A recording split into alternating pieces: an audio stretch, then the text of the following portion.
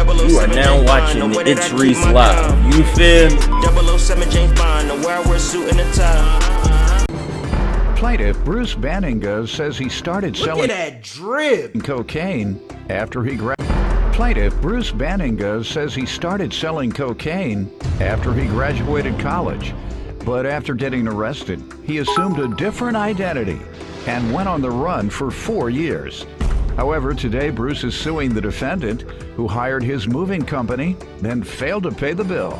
Defendant Jeffrey Angevine admits that he hired Bruce's company to move him. But the day after, he stopped payment on his check because he realized some of his belongings were missing. Therefore, he denies owing anything. Start with you. My story's been a wild ride, but also a story of redemption. I grew up with a really good home, like a Leave It to Beaver family, with every chance to succeed in life. I went to college, even graduated from college. While in college, I kind of had some bad habits, and then after college, I decided to start selling cocaine. We just openly saying that. You're wicked, boy. After selling cocaine. Did you sell in college at all? No, sir. Just used it? Yes, sir. I was a user. I was a recreational user. Broken nose boy. Look at that man. But after that, unfortunately, as happens when you continue down that road, I was caught and I was arrested. Yes. After I was arrested. How much were you selling? The amounts? Small amounts. Okay. Yes, sir. Go ahead. And after that, I was arrested and then got out on bail. And after I got out on bail, I decided to go on the run and assume a different identity for a period of about 4 years. And I was finally pulled. I'm wondering whether that was plastic surgery. You're a handsome guy. I'm wondering, you're a handsome guy.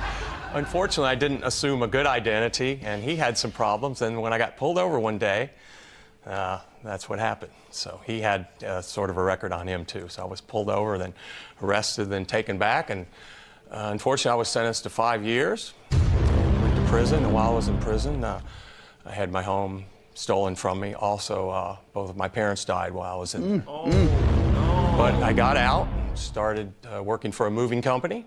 And about 3 years later, I started my own business, and you know, it's been a little bit slow, but things are progressing, and it's getting better. It's allowing you to make a living, right? Yes, Your Honor. Legally. Good. Legally. At least he was able to turn his life around. Plaintiff Bruce Banninga owns a... Because we couldn't get them hired. And we did it through franchises. I put up half the money in the county, Wayne County.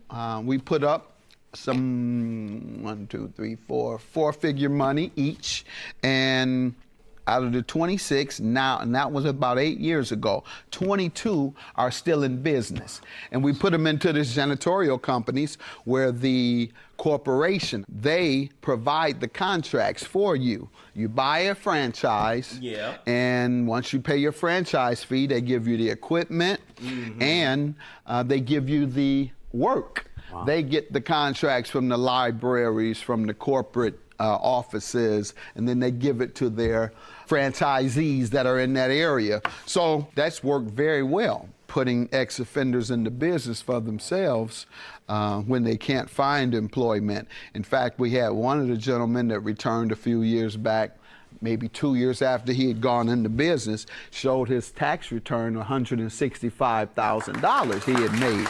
He just be yapping. I'm not gonna sit here and lie to y'all. He just start talking. Nobody asked for none of that information. He just openly shared it. Good thing they listening, because I was tuning out of it. I tuned out of it. Good thing. Good thing.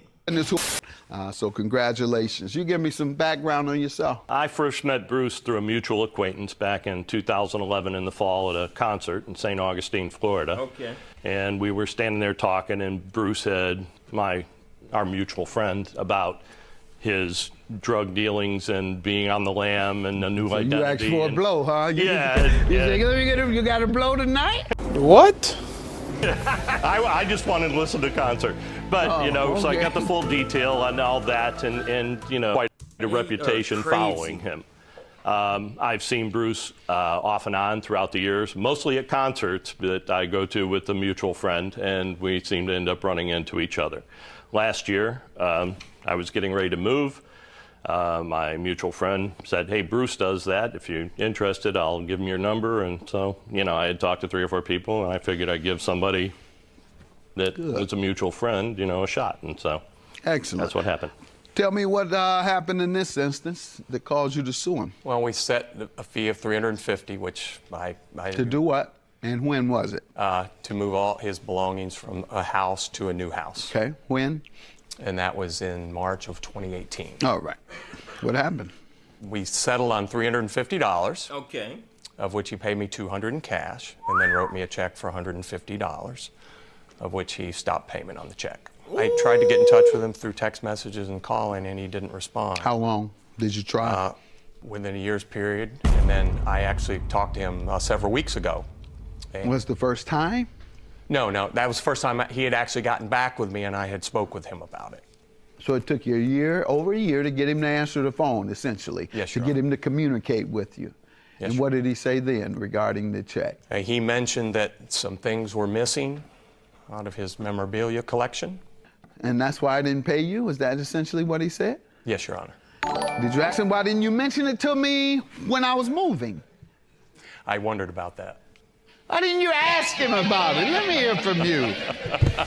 Your Honor, shortly after I moved in, within a couple days, I moved in on a weekend, and on Monday, I had torn apart boxes, and there were some things that were missing. Yes. And I had sent him a text message asking where my stuff was. I had no response. So on Monday, since I hadn't heard from him, the only thought I had in my mind was the only recourse I had was to stop payment on that check. Okay. I hadn't heard from him. I had sent him messages. When did you hear from him? You said he tried to get to you and he couldn't reach you for a year. About 2 or 3 weeks ago is the first time I've heard from him. In about a year. Yeah, I don't 2 to think he 3 would wait weeks and ago. sue you a year later had he not been trying to contact you first. I very rarely, I know this is unusual in today's society, very rarely use my cell phone, only when I'm traveling. So it's on you. It is on him. You don't check your message. That was a lie. People know to call me on my landline, and it sends me a message on my email, and I get that right away. But I had not received messages from him. You have his address? Why didn't you write him a letter? I didn't write him a letter, but I do have a copy of text messages. Let's see it. Damn, he started walking I hard have a as copy hell. of text messages. Let's see it. What the hell is he doing? All that extra walking. Because I do know folks who are like that. You put a stop payment on the 100, and I was charged a $12 fee. This was March of 18. Well, sir, I just don't believe this man would wait. I believe he did attempt. It's similar to a default judgment that a court grants when a person is suing someone and the defendant doesn't respond. You do have to show the court proof of service, proof that you requested your money. Yeah. You must prove to the court that you did all you could to reach them, and then the court will say, okay, well, judgment granted, even though the person claims they don't know about it. And this could cause, this happens with millions of dollars. I just read something about someone got a default judgment for like $100 million against them. Suge Knight, the head of the previous death row records, I think it was $105 million by these folks who may not want their name mentioned, so I'm not. Well, everybody knows a cat named Mike Harris in Los Didn't he just say they ain't want their name mentioned? He proceeds to mention the name.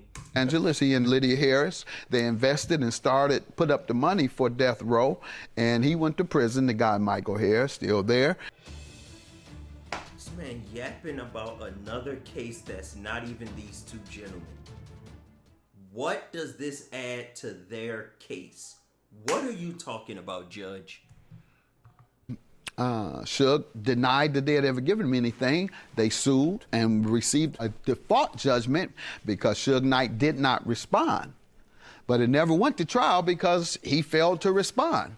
And that is similar to this. So unless you have evidence to the contrary showing that he was negligent, but Yes, that sir. was a year ago. It's going to be hard for you to prove that he was negligent if you didn't tell him that a year ago. Is there a response from me on those text No, messages? you don't respond to anything. Because I never got them. Oh, Well, my that's yeah, and that's what they said. That's what Suge Knight said. I never got it.